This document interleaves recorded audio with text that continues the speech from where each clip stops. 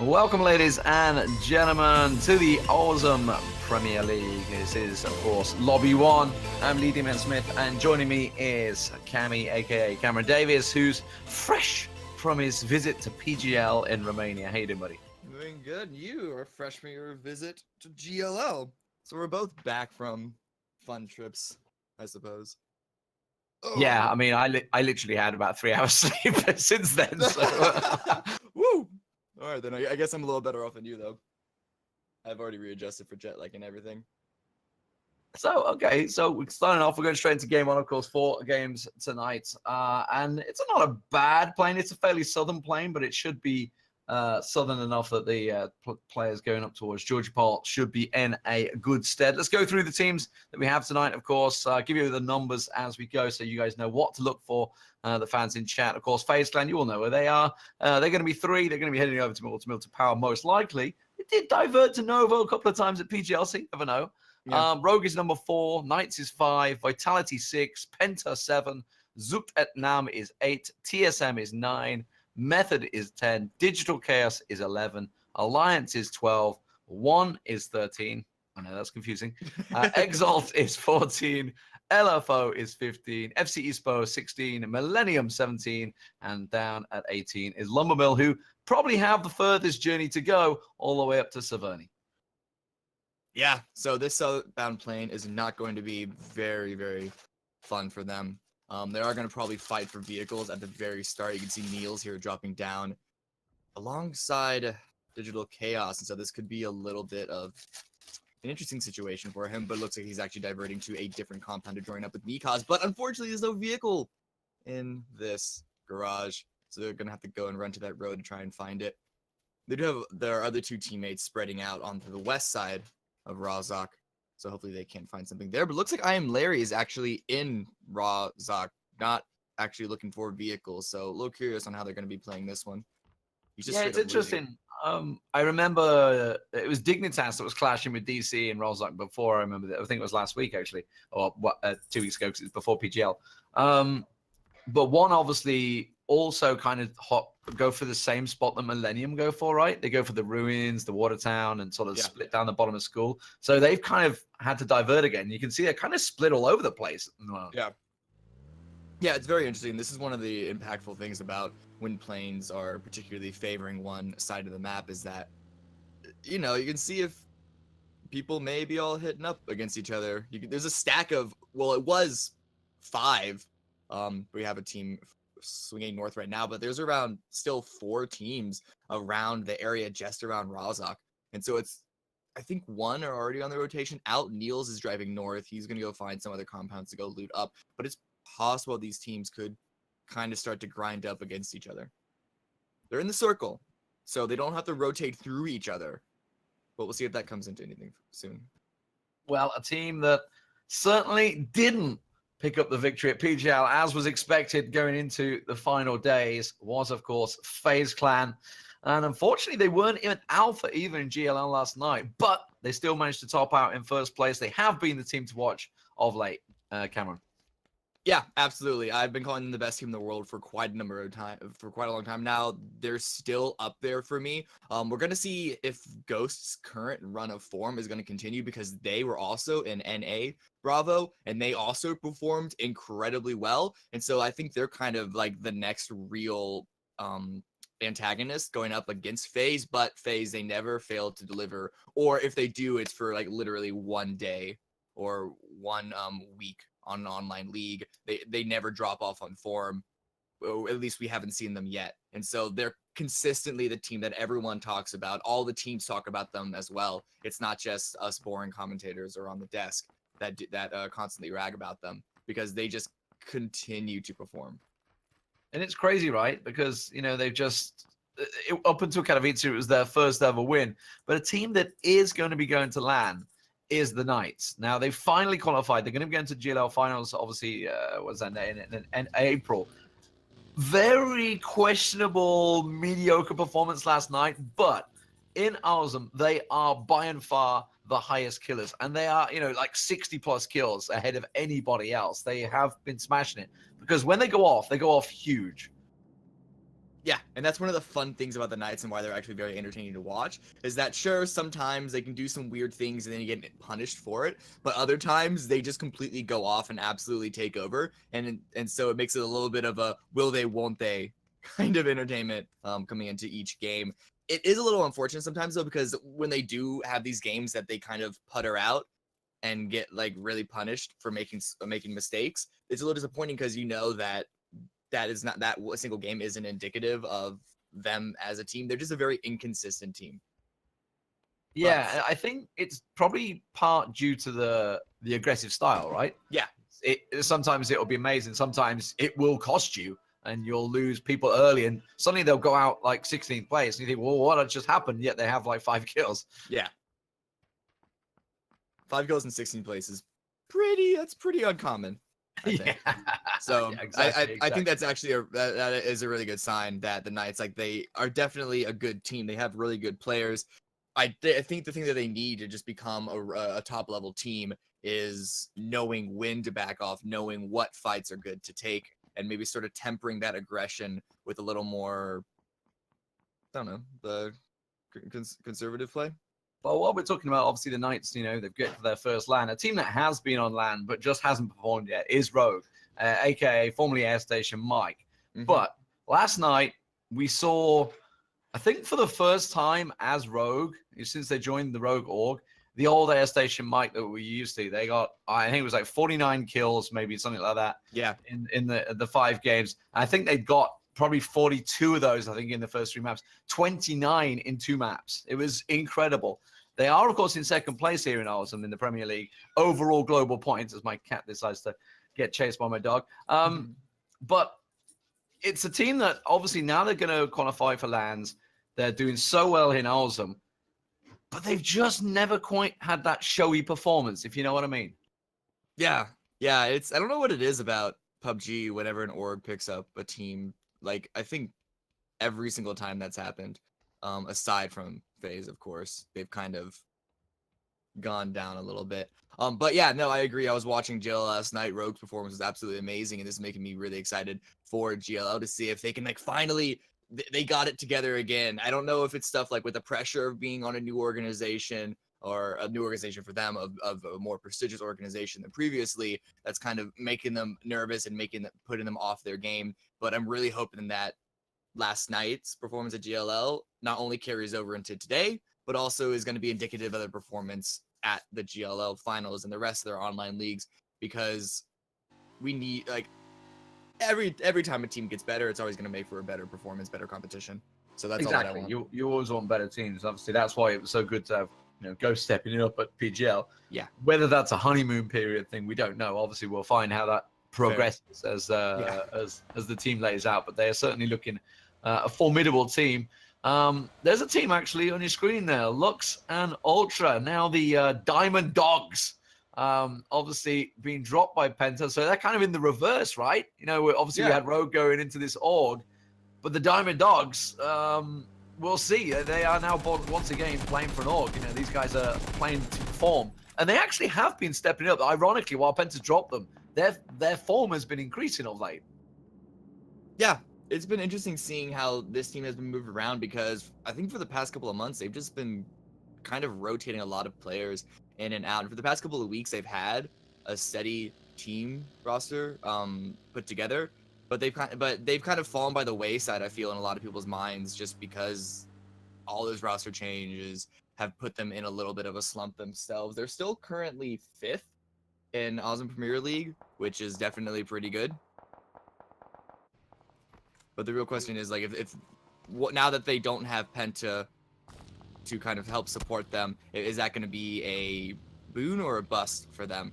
Because as far as we know, they could actually find some new freedom with not being in an org.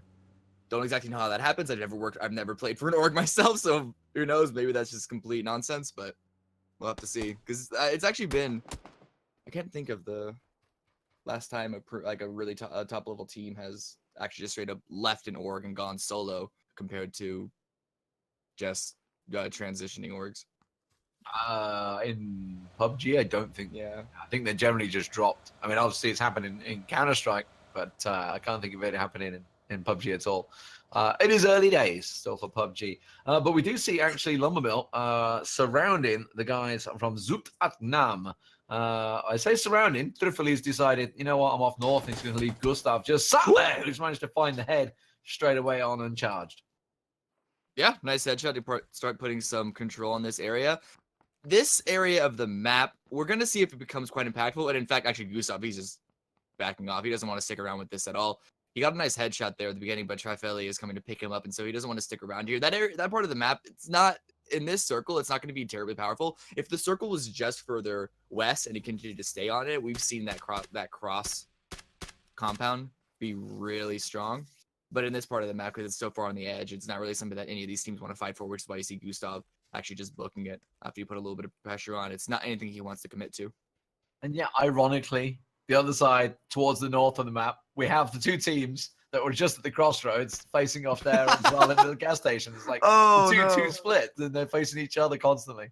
Let's talk about TSM. Come on, let's put the elephant in the room, because obviously some questionable performance. I see APL is back in the lineup, so we don't really know what is going on there. Obviously, no Vis. Rumor has it he might want to try and focus on his streams. He's certainly been very successful streaming lately, but no Vis again now. So now we've got APL back. What's going on? I don't know. TSM at PGL, while they still stayed in their coveted 8th place or 9th place, or around there, middle of the road, they still looked a lot better than their previous performances. So I don't know what it was, what changed when they took AIM out and made him the official coach analyst and brought Rory in. I don't know if it was something that, I don't know what anyone did on the team to kind of adjust stuff, but they did look a lot better. But that being said, they're still not really happy with the performances. But I am hoping that this is like the sign of better things to come for them, because once again, like they're like other teams we talked about already, they are really good players. They just need that little something. It's like the teamwork, it's communication that just hasn't been working for them so far.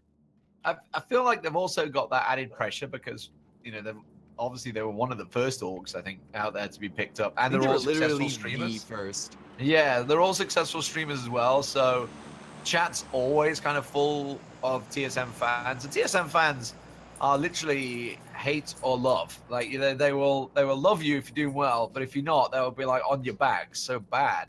It's just the way that TSM's always been since the org's created. Probably down to the fact that Reggie sort of breeds it that way, effectively, the owner. Yeah, I don't know what it is that it carries around through the different esports titles.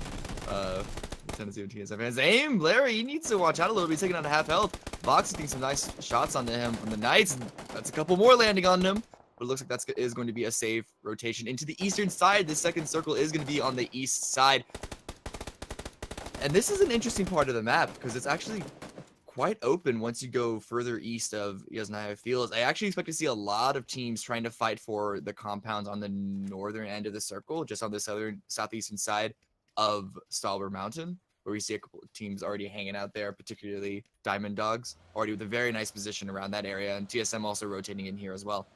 Yeah, it was a big eastern swing, actually, on the circle. It certainly deviated heavily on the swing. I did see FaZe on a 2-2 split. Oh, they'll roll from TSM, but they're just at the compound they wanted to anyway. It was all planned. So they're going to be happy with themselves. FaZe, though, they got for that 2-2 split. You can see the compound that was in the distance. So you got Haxedi and Yemti. Looks like they're going to shift across. I don't know where the Fuzz FaZe is going to stick here.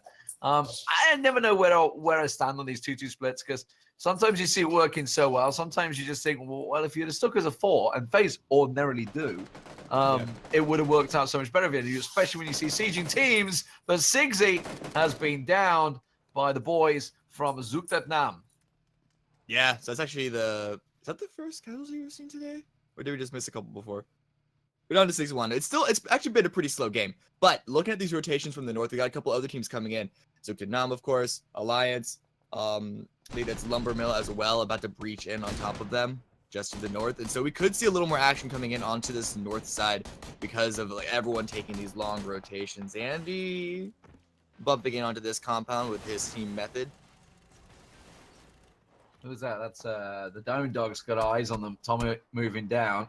They're not going to siege it anymore. Actually, Cammy, obviously we heard from Larson talking about it at Kingwin.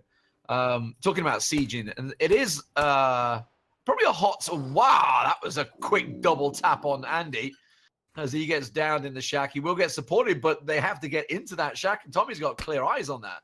Yeah, he's got eyes on the door, but that's why they're taking shots at him, trying to push him back. He takes a lot of damage. I don't know if that's from a different direction or that's actually from the southeast. I think that may be FaZe trying to put in a little bit of their own damage.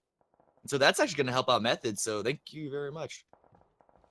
Yeah, going back to the siege discussion. Hello, Millennium have just got pushed hard. The Lumbermill guys, and this is what I was about to get to. Talking about the siege, talking about pushing, but they are outside the building. Yuki, the last man standing for Millennium, he's got to get around the side. Wookie Bookie coming up and over. Trifley is going to get revived by Gustav in the background. THC, he may have to go for the revive here. If he doesn't, he's going to be single-handedly pushed by 3 directions. You can see Sesko alongside him, taking a big nade to the face. He's going to try and cook this one up and underhand it. He should hit it perfectly there. He's going to bounce off the back rock. That should be perfect, but it's gone too far. How did it bounce and ricochet that direction? But this is down to a 1v1. Kate and Wookie come over, and that is going to be Millennium wiped out, and they will get Gustav back up as well. Yeah, so actually a very nice take by Lumbermill. Millennium, that nade, if that landed, that actually would have been huge, but the nade actually ended up giving Kane's position away, which was more than enough then for Lumbermill to then come out and get the full wipe. And Eriky, I thought he was sliding down the hill. I thought he was falling, and I didn't realize that was just a visual bug on our end. Yeah, so okay, Lumbermill literally 4 kills. Thank you very much. Millennium down. Okay, next up, Zook and Nam, which obviously they were engaged upon earlier on in 2 different locations. So these guys have been. I think it's like they're fated to clash with each other in this game, it seems. Yeah, Zook and Nam is actually pushing for this. They already got a nade to get a little bit of chunk damage down onto Gustav. He's gonna have to hide even further in that corner, and the advantage here is heavily in Zook and Nam's favor in the sense that Lumbermill are the ones that have to push into them to get into the circle. They have a minute before the blue starts closing, and they are on the slow side of the circle.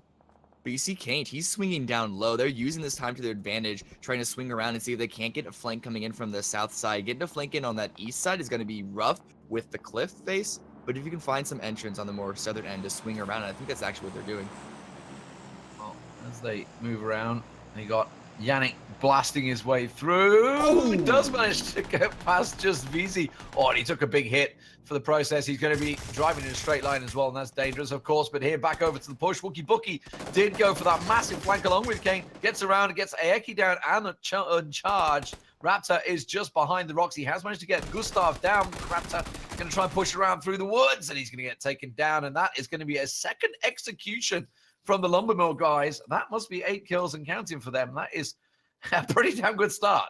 Lumbermill with just 2 solid team wipes back to back, and this is still only the 3rd circle that hasn't even shrunk in on itself yet. And so they're really wanting to take over this map right now. They're not giving anything up just yet, and they've been a team that a lot of people have been looking at recently because they've been performing very, very well.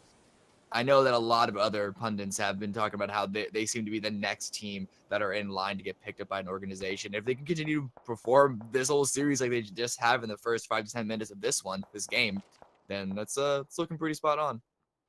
Yeah, because they're a team that have kind of been in adjustment period themselves. Obviously, they had to make a sub for going to Oakland. Obviously, the change around which was when Stab came in. Then they've kind of like switched that back now because obviously he's gone over to Method. You can see them there posted in the house. And it seems like they finally got themselves a solid roster. You think 2 weeks ago in GLL, they had that monster performance, 55 kill in the 5 games. So they're certainly capable of doing it. It's whether they can start doing it consistently, obviously, like you see your phases, which is why people consider whoa. Digital Chaos, they've got themselves a pimped up ride. What is going on here? Actual digital chaos on the servers right now. I think he's fine. I want to assume that's another bug on our end because he didn't seem bothered one bit getting out of that roller coaster. But now Rogue, they've actually found themselves on the beach here. They have a little bit of cover, but this is just going to be really difficult for them to push up onto FaZe. I don't know if they were diverted because they were trying to go to that compound themselves before recognizing that FaZe were holding it. Muffins does have obviously a rifle they can use. With an 8x, you can probably get a nice little pick to start things off. But the pressure coming in, not just from FaZe, but also the team to the south, which is going to be Exalt Gaming. is probably going to keep them pinned for a while. Yeah, and Exalt, honestly, Avian's about to get pushed here by the Knights. Kramer, no idea that there was someone behind that rock, and he is going to go down. So that's Knights down to 2 now. Just Survivor and Vox remaining. Avian's going to back away the rest of his team nearby, so he will back up. You can see TSM took a couple of shots on him as well. So he will just rotate in. The circle updates, and it continues to stick to this West Coast beachfront. Talking about Rogue, obviously, a moment ago, their rotations have been basically their weak point, I would say. It's safe to say. There we go. The swing is going to pull away from the coastline. Get out of the water, people. Get out of the water. Yeah, there's actually a couple of teams here, specifically Alliance, I think. I think Fever may be the only member left on his team, which is why he's out there just swimming. I wasn't able to spot where the rest of his team may have been. But here comes Digital Chaos. They're actually not sticking around to take care of the rest of Knights because they have no information on that. There was just one lone player that they caught going around, but it is going to be TSM that is next up to bat for them. Little spot there on the break, a little bit of damage as well. Digital Chaos is going to continue in on the push. TSM, they got to fall back. But some nice shots from the compound, actually from their teammates across the road. Does put a little bit of pressure back onto them, but what a nade! Drops 2 of them. This puts Fausto and his teammate from behind in a very tricky situation. He peeks out on the side, and he actually gets taken out by Break, the spray god himself. And now it is just Ewan left. 1 versus 4. He's going to want to try and go for those revives, but the surround by TSM was too quick. So he's got to take out at least a couple of them first, but his position is known. Smack spots him out, takes some shots onto the side of the tree. Okay, MPR, he's gone on a massive flank. He should be able to get him. Yeah, he does. Digital Chaos go down in 14th place. That nade, man, we were talking about these last night, how, sometimes the splash can send you rocketing a mile if you happen to be jumping. And I think that's what he was doing because it launched him right across the screen. Managed to bouncing way over there. FaZe, I think, in the process, took a number of members of Rogue down. It looks like Fuffin's maybe the only man standing. You mentioned Fever. He's making this bare-ass naked run across the field. No chance for him. Mexi would gun him down. They're going to go down in 13th place. Lumbermill, 9 kills and counting. But again, they find themselves on the edge of the circle, and they may need to make another push, this time into Method. Yeah, see, they can get another wipe. I think they may have lost a member in the meantime because it only looks like 3 of them right now. Yeah, I think they lost it in a Millennium battle. I think it was gone a while back. Possible. I just missed it then. But they're swinging around the side as well. They don't want to have to. They're not just doing a full rush into Method. Kane's peeking out, see if he can't spot anything, and does spot some players in that area. The question is that they want to go for the push, but there's already some shots being done on their location. I think once again from FaZe, and just the fact that they're spotted from that direction means that they really have no choice but to then breach into this compound and take this further on. Because if they run down the side of all of them, make on that side flank that Gustav is going, it's possible that they could just get open shots from FaZe and Method. But it's too late now. The circle's coming in at this point, so he's going to make their run for it at this point. But those long-range shots are going to be brutal. It's FaZe. They are in. I mean, they went for this 2-2 split early on, and it seems to be working for them. We saw Knights go down 11th and Rogue go down in 10th. So the teams we were looking at the start, and actually they are, second and third in the leaderboard overall on the global points. FaZe being at the top, they're happy right now because everybody going out below them, so they're sitting good. And like you can see, this flank is just, unfortunately, because the flank doesn't work, it means they kind of have to make this brutal head-on assault into Method right now. Yeah, and Andy, I think, may have just spotted out Wookie Bookie. Wookie Bookie does make it to the rock. But that window you can see in the barn, if a player from Method would go up there, would just easily spot him. Kane now reaching up on top of that hill. He gets immediately taken out by Method. And now the Blues coming in. Wookie Boogie wants to eat a little bit of damage before he makes the run in, hoping that Method aren't looking in his direction. But they're aware that there are more players from Lumbermill just outside their base. Yeah, they're not going to stick around. Gustav will get finished and knocked as well. So Wookie Bookie, the last man standing for Lumbermill. They've been involved in all the action. Over here, Vitality, they're caught in the fire at the moment. Monkey down. Shiv trying to get some shots off. They've had a rough couple of weeks, I would say, Vitality. They started off very well at PGL. And again, unfortunately for them, it seems like the last couple of days just don't seem to work out for them. There's similar happened at Starladder, if you remember. Yeah. And the exact same happened in Katowice as well. They had a good first day, or an average first day. The second day, it just petered out completely. And it seems to be that, I don't know whether it's like a choke thing, where there's a mental thing going on there. You know, it's like whether they're G'ing themselves or whether they're going too aggressive. I don't even know what it is in the last day, but they are not getting in the positions they need to, whether it may be rotations, who knows? Yeah, I mean, the thing that allowed them to be so dominant back in 2017 was just the fact that they just out-aimed everyone on the server. And the fact that everyone's getting better, it's not easy enough for them to just steamroll them through their aim alone. And they have to, but it seems like they're a little slow on the uptake of the meta and rotations and everything. They're kind of punishing Wookie Boogie now, trying to make the run in on the method. Gets a nice drop. So he deals a little bit of damage. You can finish off that kill. That's at least a couple of points before he inevitably gets taken out. But 8C is going to do it before that's the case. And so Method should be able to get that revive. And that is if FaZe don't continue to push up north onto them position. FaZe pushing into the circle. And they're rushing forward to try and take control of this edge of the map. Man, this right here is FaZe. This is FaZe in a nutshell. They've got to not go. They're 4-man charging forward. It's actually only 2. There's 2 of them hanging back for the long range. Andy Pyro is going to get knocked straight down. FaZe are not taking any prisoners here. Stab's going to have to get himself behind the rock. They're going to secure yet another kill. And Stab suddenly finds himself the only man standing as Andy tries to crawl out of the blue and will get finished off by Yemty. Stab taking a lot of damage from this blue as well, because this is, I think, the 4th or 5th circle now. It's starting to move him in. And look at FaZe. Yeah, look at the chunk damage on Stab. Stab's trying to make his way through that blue zone. But unfortunately, looks like Method, while they were involved in that fight with Lumbermill, it's ultimately cost them. Yeah, but looking over here, Vitality are in another fight. It's actually going to be Braceco, I think, with the flank on top of them. But the rest of Vitality, they are able to stabilize. And so they wipe out that team. And they can get the revives as well and stay 4 strong. But that is, although they don't leave one for the team, they just take him out because Chronix is here on the push. His teammate, but oh, a nice spot by Shadow is going to finish him off. A couple Magic, I think, with his other teammate from Exalt Gaming are too far away to get that immediate push. That was a little bit of a greedy run by Chronix, gotta say. So these guys obviously involved in an exchange. TSM bang center of the circle. That's just gone their way. They have the compounds as well in a nice 2-2 split. Sorry, it's TSM setup. We've got the Diamond Dogs up on the hill on the left-hand side, and you see FaZe just popping in on the right-hand side. 3 members of FaZe still standing. 4 members, well, it was 4 members. I see Fraser's down over on the left, so it's going to be 3 members of the Diamond Dogs, and Vitality and Exalt still in a 2-on-2 battle over here on the right. Shadow trying to take these shots. Takes a little bit of goes to run to the rock. They want to wipe this team so they can then have a more straightforward path into the circle. And Shadow being his more forward position is going to be really helpful for them. They have these 2 players pinned. Couple Magic, a lot of damage. I believe that was from one of Vitality's teammates from behind. And Shadow peeking on the side does get a drop on Udyr Mayfire.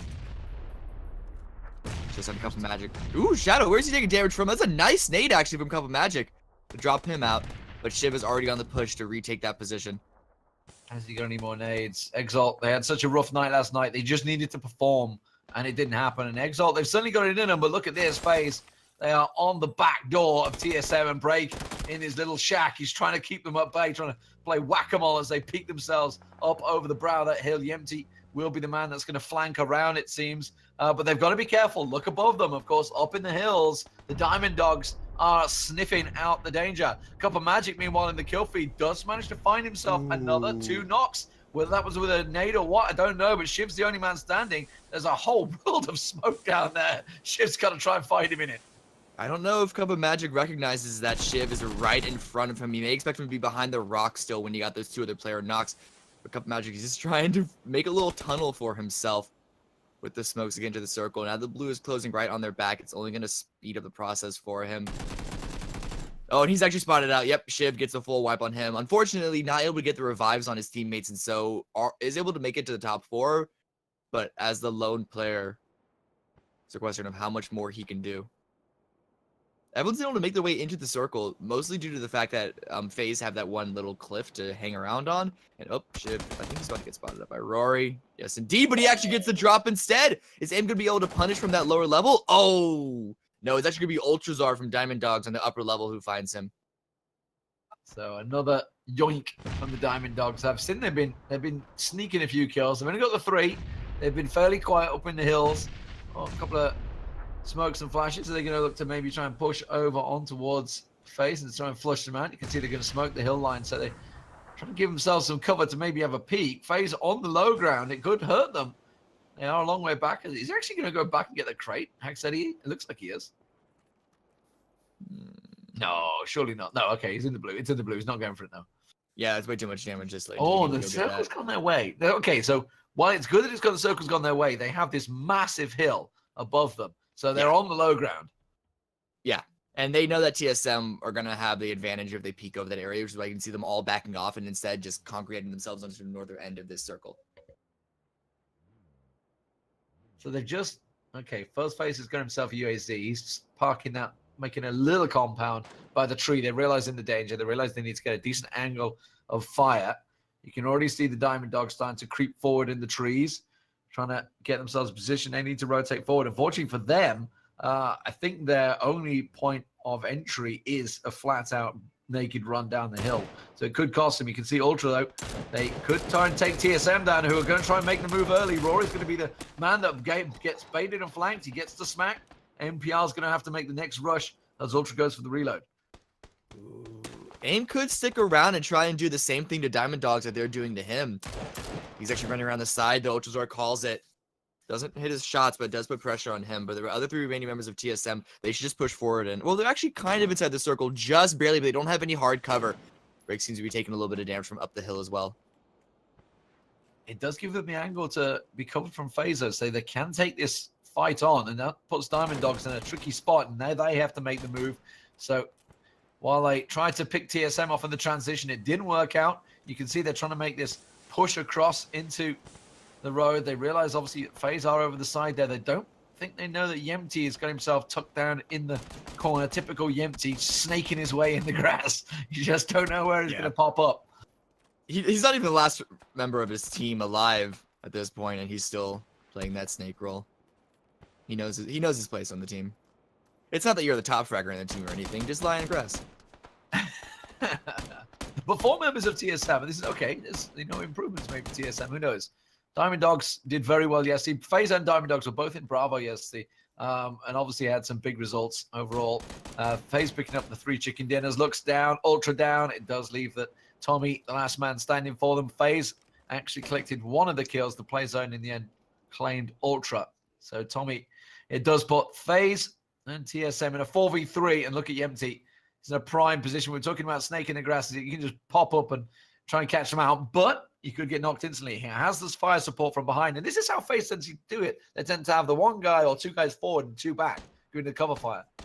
Yeah, exactly. And Yempty's kind of out here in the open in a way. And so if TSM are able to make it over him, I don't think they're going to be expecting him to be lying there, which is why it puts him in a position to do a lot of damage, especially because they're all going to have their sights on that blown up UAZ in the corner where the rest of FaZe are hidden behind. TSM are still aware there's 1 member of Diamond Dogs left on the hill above them, so they do have to worry about that. But here come the smokes out, so they can make a run up because the next circle is still on top of FaZe, and they got to make a full-on breach in. But Yempty, he's got to have a really nice run here. NPR, like you said, they're so focused on that. The question is, will they tunnel vision? They do go up and get Tommy. That might give them a perfect angle on Yempty if they come up and over this rock. But of course, they're going to be basically going open into Fuzzface and Hacksteady, who have the prime angle on them as they keep peeking around that UAZ. Nice little flank break will get taken down. Yempty pops up, so he gets found out, though. Smack will get knocked. Rory on the side there, so it's a 2-on-2 now. Fuzzface with the nade. Smack's going to make a run across the side. That nade going towards APR and break. The shots come from Smack coming up from up on high. Could work them down. APR does manage to get himself pushed in. They got himself pinned behind the UAZ. APR's going to try and flank around. The knock comes in. APR gets himself one. Fuzzface, the last man standing. 4 phases. He peeks around the side. APR trying to just open shoot here. No helmet. Just a small vest to try and push on him. Getting a look around the side. Fuzzface will get taken down. APR goes huge for his team. A bit of a statement there from the man who was demoted into the coaching role, who gets himself the 5 kills for TSM and 9 overall for the team. Yeah, absolutely a good finish for TSM in this one. You do have to acknowledge the fact that the circle did put them in a good spot for the middle portion of the game, but then at the end, it was more or less all unfazed, and so they did a really good job of fighting their way out of that compound, using the smokes to their advantage as well as the terrain to maneuver themselves around the sidelines from FaZe and Diamond Dogs and clearing out those two teams as much as they could along the way. So definitely a very good performance by TSM, and for a team that has been looking mediocre, for lack of a better term, previously, this is definitely a good start. And I mean, it's interesting. There's been rumors of them wanting to change up some players in order to increase their performance, but I don't know. I mean, this is only one game, but they may have found a way to do it with the same roster. Well, early days, but it certainly worked out very well. And you should also say, obviously, the circle did go their way, because TSM, they went central. They've kind of like been bouncing between going central and going edge. They did go Yasnaya this time as well. So which is obviously going back to the old Katowice and Starladder strategy, right? Because they switched back to Georgie Pol again for PGL, right? I believe.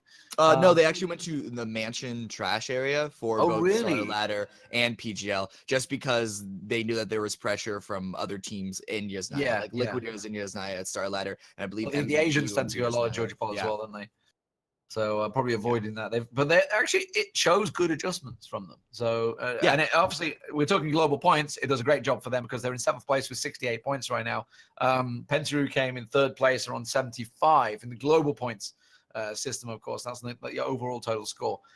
So it should climb them up the ladder a bit, getting themselves the chicken dinner. Guys, that is game number 1 in the books. We have 4 to go tonight, so 3 more left, all on Erangel as well, I'm glad to say.